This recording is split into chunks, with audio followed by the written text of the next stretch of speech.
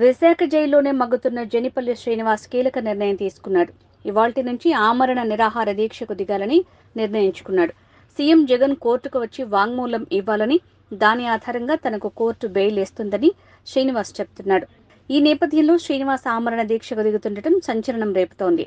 మరోవైపు శ్రీనివాస్తో పాటు ఆయన కుటుంబ సభ్యులు కూడా ఇవాల్టి నుంచి విజయవాడలోని వారి ఇంట్లోనే ఆమరణ దీక్షకు దిగబోతున్నారు. నా కొడుకు 5 సంవత్సరాలు అయిందండి, జైల్లోనే ఉన్నారండి, జైల్లో పెట్టించారండి. ముఖ్యమంత్రి గారు 5 సంవత్సరాలు మట్టించి కోర్టుకు రమ్మంటే రావట్లేదు, సాక్షి చెప్పమంటే చెప్పట్లేదండి. నా కొడుకు అందులోనే 5 సంవత్సరాలకి ఉన్నారండి, 5 సంవత్సరాలు మట్టించి అందులోనే మగ్గిపోతున్నారండి. రమ్మంటే రారండి, సాక్షిని చెప్పరండి. మాకు ఏదో నా కొడుకు విడుదల చేసి మా కుటుంబం ఆదుకుంటారని ముఖ్యమంత్రిని అడుగుతున్నాను.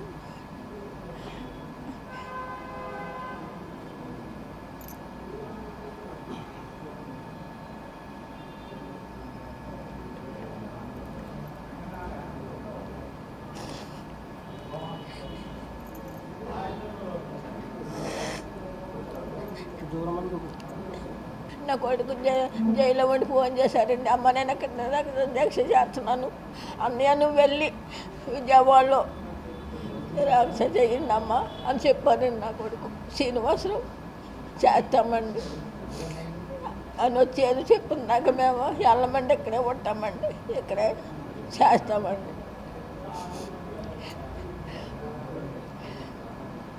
కేవలం జగన్మోహన్ రెడ్డి గారు ఎలక్షన్లో లబ్ధి పొంది నా సోదరుడైన నా తమ్ముడు కోడికెత్తి కేసు అని పెట్టి లబ్ధి పొంది ముఖ్యమంత్రి అయ్యారు. ఆయన 5 సంవత్సరాల నుంచి నా సోదరుడైన శ్రీనివాసరావుని జైలు నుంచి విడుదల కావట్లేదు.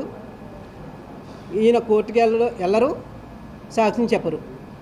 ఒకవేళ మా లాయర్ గారు ఎంత కృషి చేసినా కోర్టులు కూడా మరాయించి జడ్జిలు కూడా న్యాయం జరపాల్సిన జడ్జిలు కూడా చేయట్లేదు. కేవలం ఏంటంటే ఒక దళితుడు అనే వివక్ష కూడా మన రాష్ట్రంలో న్యాయస్థానాలు కూడా చూపించున్నాయి. అలాగని కేవలం మాకు న్యాయం జరగాలి, జగన్మోహన్ రెడ్డి గారు వచ్చి కోర్టుకు వచ్చి సాక్ష్యమైనా చెప్పాలి, లేకపోతే ఎన్ఓసి అయినా ఇచ్చి నా సోదరుడైన శ్రీనివాసరావుని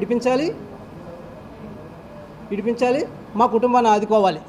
లేని ఎడల మేము రేపటి నుంచి మేము కార్యాచరణ ఏమి పెట్టుకున్నానంటే, రేపు ఉదయాన్నే దుర్గామాత టెంపుల్కి వెళ్ళి ఆవిడ్ని దర్శనం చేసుకుని వచ్చి విజయవాడలోనే మేము అమర నిరాహార దీక్ష చేస్తాం. మేము పచ్చి మంచినీళ్ళు పుట్టం, మా ప్రాణాలను అర్పించి మాకు న్యాయం జరిగే వరకు కూడా విజయవాడలోనే నిరాహార దీక్ష చేస్తామని నేను చెప్తున్నాను. అలాగే అన్ని విధాలా కూడా మా లాయర్ అయిన సలీం గారు మమ్మల్ని ఆదుకున్నందుకు మేము ఎన్ని జన్మలు ఎత్తినా ఈ జన్మకు ఆయన రుణం మేము తీర్చుకోలేము. ఇప్పటి నుంచి కూడా ఆయన మాకు అందుబాటులో ఉంటారు, మాతో పాటు మాకు సాయం చేస్తారు. కేవలం మా తమ్ముడికి జైల్లో ఏ విధమైన హాని కలిగినా దానికి కారణం జగన్మోహన్ రెడ్డి గారే అవుతారు. మేము మాకు మైనార్టీ సంఘాలు, దళిత సంఘాలు, ప్రజా సంఘాలు కూడా మాకు మద్దతు ఇస్తాయి, మా వెంటనే ఉంటాయి. ఆ బలం మాకుంది. మేము న్యాయం జరిగే వరకు కూడా విజయవాడ వదిలిపెట్టి వెళ్ళము.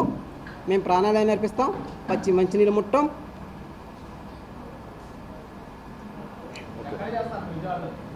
ఎక్కడన్నది రేపు దుర్గామాత టెంపుల్కి వెళ్ళి దర్శనం చేసుకుని వచ్చి ఎక్కడ అన్నది కార్యాచరణ అప్పుడు చెప్తాం. అది సార్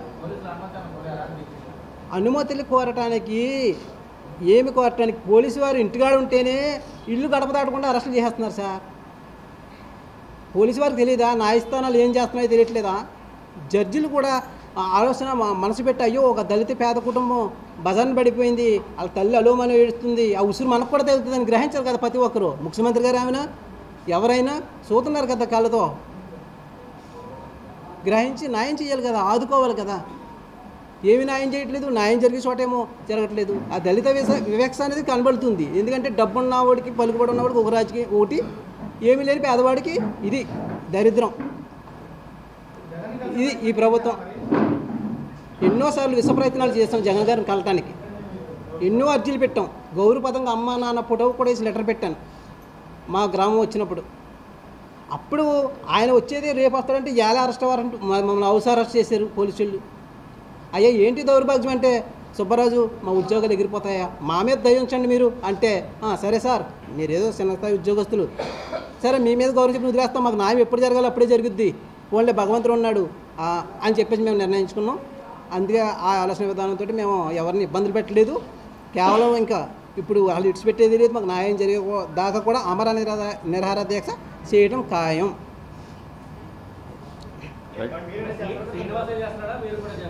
శ్రీనివాసు ఫోన్ చేసి చెప్పాడు, అన్నయ్య నా పరిస్థితి బాగాలేదు, నేను రేపటి నుంచి నేను జైల్లో నిరాహార దీక్ష చేస్తున్నాను నేను అని చెప్పడం జరిగింది. అయ్యో తమ్ముడు, నువ్వు అక్కడ నిరాహార దీక్ష చేస్తే మేము కూడా విజయవాడలో నీకు సాయంగా మేము చేస్తాము, మనకి ఇది మైనార్టీ సంఘాలు దళిత సంఘాలు తోడుగా ఉన్నాయి తమ్ముడు, మేము కూడా చేస్తాం, ఎంత దూరమైనా వెళ్తాం ఈ విషయంలో అని చెప్పేసి చెప్పడం. పావు మాత్రం బానిసగా వాడుకొని బానిసగా వదిలేసి పడాలి.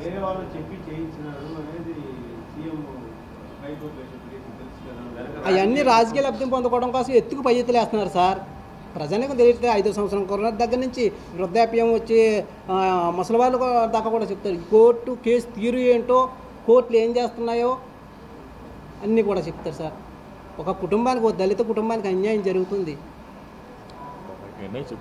ఎన్ఐ కూడా కుట్ర కొనాలు లేవయ్యా. కేవలం ఇంకోటి సార్, నేను 10th క్లాస్ వరకు నేను చదివాను, నాకు పెద్ద అంత చదువు అది లేదు. చిట్టు వచ్చింది మన ఇంటికి, మొట్టమొదట చిట్టు ఆఫీసులో వచ్చారు, వచ్చి ఎంక్వైరీ చేశారు. సరే బాగుంది అనుకోండి, చేశారు, చెప్పారు, అందరూ సహకరించాం. అన్ని గ్రామాల్లోని మన మండలం అంతా కూడా పంచాయతీ పరిధిలో అన్నీ ఎంక్వైరీ చేశారు, చెప్పారు. నెక్స్ట్ తర్వాత ఎన్ఐ కేవలం ఎలాగొచ్చింది, అబ్బాబ్బే మన రాష్ట్ర అప్పుడు ప్రతిపక్ష నాయకుడు ఈయన జగన్ గారు, అప్పటికి తెలుగుదేశం పార్టీ చంద్రబాబు నాయుడు ఉన్నారు అధికారంలో. అబ్బాబ్బే నాకు చంద్రబాబు నాయుడు మీద నమ్మకం లేదు, ఈ గవర్నమెంట్ మీద, పోలీసు వ్యవస్థ మీద నమ్మలేదు, నాకు ఎన్ఐఏలు కావాలని కోరుకోవడం జరిగింది. ఆయన మేరకు మోదీ గారు కేంద్ర ప్రభుత్వం ఎన్ఐఏలను పెట్టడం జరిగింది. ఎన్ఐఏ స్పష్టంగా చెప్పింది ఏ కుట్ర కోణాలు, ఏ విధమైన కుట్ర కోణాలు లేవోయా అని కోర్టుకి చెప్పడం జరిగిందండి.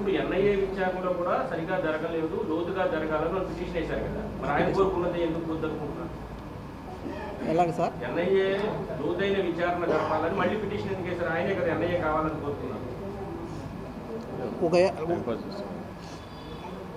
అది ఎందుకంటే రాజకీయ లబ్ధి పొందడం కోసం మళ్ళీ రాజకీయాల్లో వాడుకుంటున్నారు మా తమ్ముడిని, అంతే.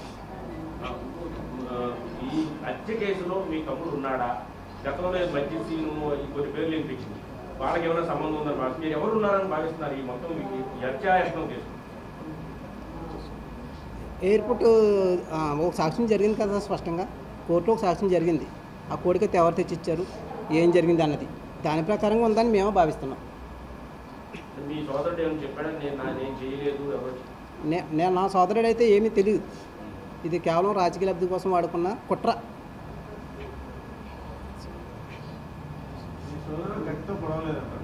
లేదు. ఇప్పుడు ఈ ప్రభుత్వం ముఖ్యమంత్రి గారికి ఏం చెప్తున్నారు ఫైనల్? అంటే ఆయన బాధితుడు కదా ఈ కేసులో,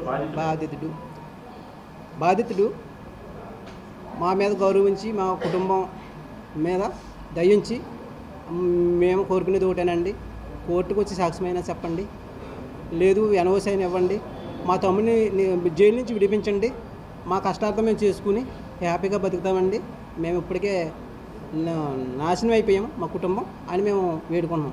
లేని ఏడల మేము అమర నిరాహార దీక్ష చేయడం ఖాయం అని కూడా చెప్తున్నాను.